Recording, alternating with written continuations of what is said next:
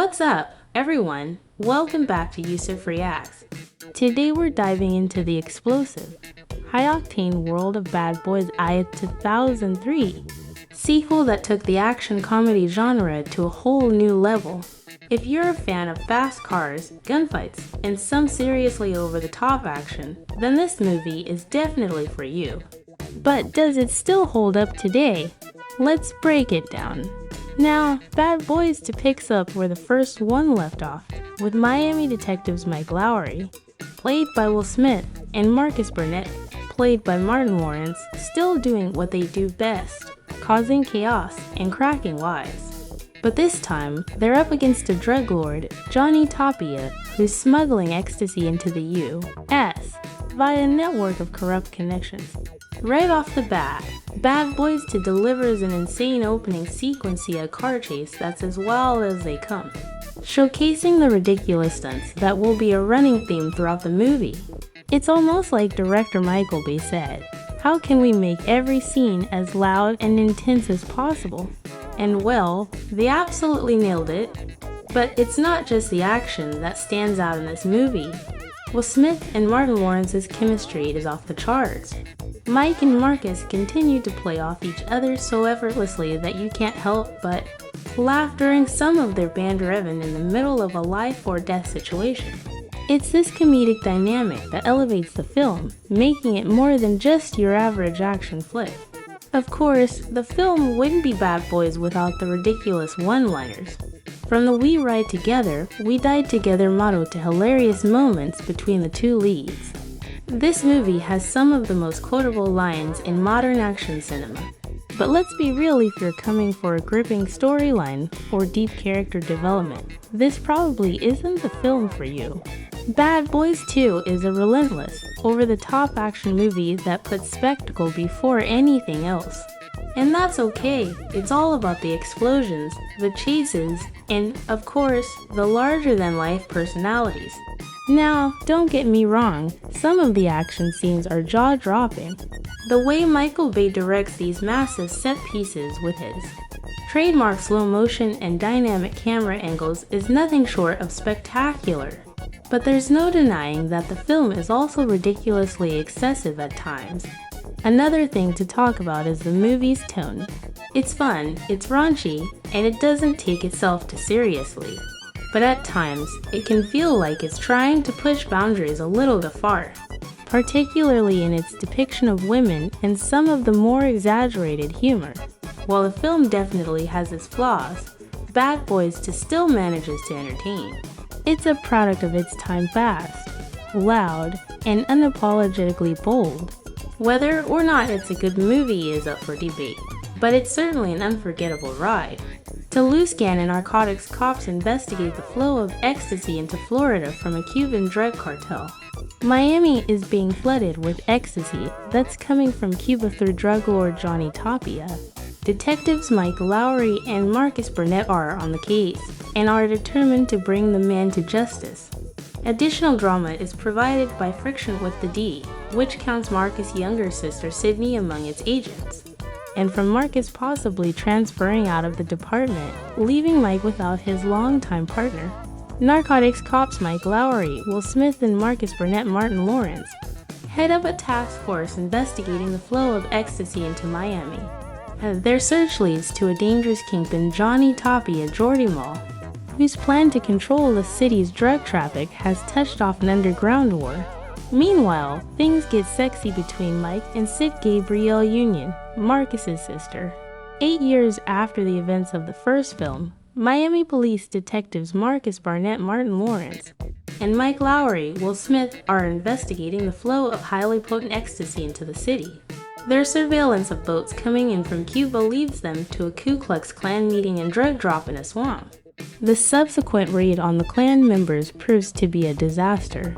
Malfunctioning radios delay backup, causing a firefight where Mike accidentally shoots Marcus in the buttocks, while the Klan members are revealed to be mere small-time buyers and not the distributors of the ecstasy.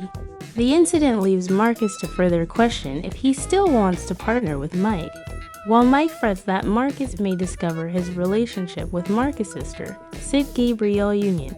Unbeknownst to Mike and Marcus, Sid is an undercover operative with a D as a money laundering agent for Russian gangsters. The Russian gangsters are in fact the distributors of the ecstasy. On behalf of neurotic Cuban drug lord Johnny Tapia Jordimal, during her first assignment in Miami, a violent Haitian gang attempts to hijack the money transport between the Russians and Tapia, putting Sid in danger. Mike and Marcus inadvertently stumble into the action, and an intense firefight and car chase ensues between the gang members and the Miami police, D devastating the local area and enraging police captain Conrad Howard Joe Pontoliano. Marcus and Mike learn of Side's actual work, which makes Marcus unhappy, well-capped. Howard demands they find the supplier of ecstasy.